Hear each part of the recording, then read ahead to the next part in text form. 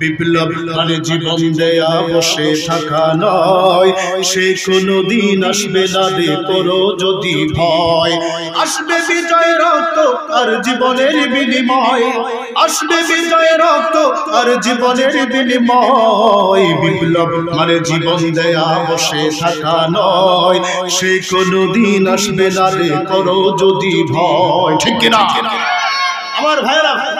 ওই গর্তের মধ্যে মানুষকে ফেলতে লাগলো, ইমানের মায়া ছাড়া নাই, প্রত্যেকে জীবনের মায়া ছেড়ে দিচ্ছে, ইমানের মায়া ছাড়া নাই।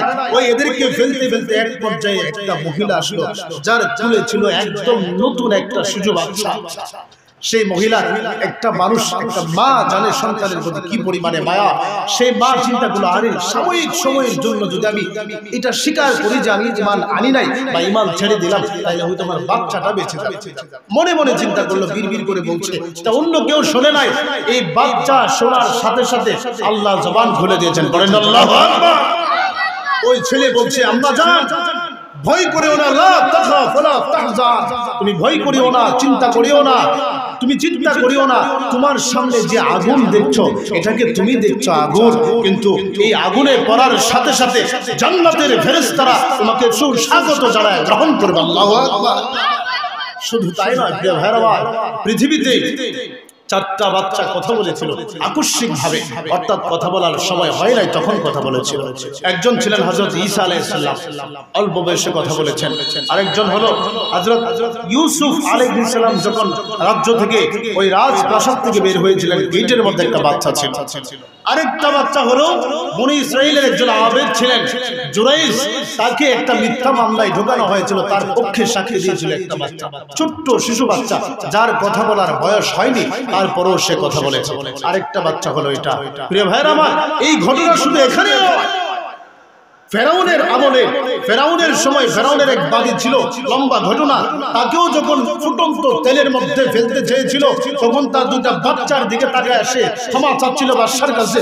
এমন সময় ছোট্ট বাচ্চা বলেছিল, উম্মি উম্মি লা তাখাফ ওয়া লা তাহজান সানাজমাউ ফিল জান্নাতি ইনশাআল্লাহ। ও আমার মা, তুই ভয় করিস না, কাঁদিস না, চিন্তা করিস না, অচিরেই আমরা জান্নাতে দেখা করব। সুবহানাল্লাহ। তারা জীবনের মায়া ছেড়েছে, ইমানের মায়া ছাড়ে। এই ঘটনা এই সূরা বুরুজ আল্লাহ রাব্বুল আলামিন উল্লেখ করেছেন, উল্লেখ করে সাহাবায়ে কেরামকে বুঝাইয়া দিলেন, ও আমার সাহাবীরা, ও আমার বান্দারা, আমার প্রিয় বান্দারা, আমার রাসূলের সাহাবীরা, তোমরা শুনে রাখো, তোমাদের উপর যে আঘাত করা হচ্ছে, সে আঘাত শুধু এখন নয়, পূর্বেও ছিল। তারা ইসলামের সামনে, ইসলাম কেমন জায়গায় রেখেছিল, মৃত্যুর সামনে মৃত্যুকে লাথি মেরে ঠেলে দিয়েছিল, মৃত্যুর পরোয়া করে নাই, তবে ঈমানকে তারা মুখে ধারণ করেছিল। আর তোমাদের যদিও কিছু সাময়িক আযাব গজব কাফের মুশরিকরা দিচ্ছে, তোমরাও নিজের ঈমানকে মুখে ধারণ করো আর মৃত্যুর মায়া ছেড়ে দাও, জীবনের মায়া ছেড়ে দাও, মৃত্যুকে গ্রহণ করে নাও। আমাদের মরতে দেরি হবে, আমি আল্লাহ জান্নাত দিতে দেরি হবে না। সুবহানাল্লাহ। প্রিয় ভাইরা আমার, আমাদের সামনে যদি পরীক্ষা আসে, আমরা কি ঈমানের মায়া ছেড়ে দেব? প্রয়োজনে জীবন ছেড়ে দেব, তবে ঈমান ছাড়ব না ইনশাআল্লাহ। সবাই বলেন ইনশাআল্লাহ।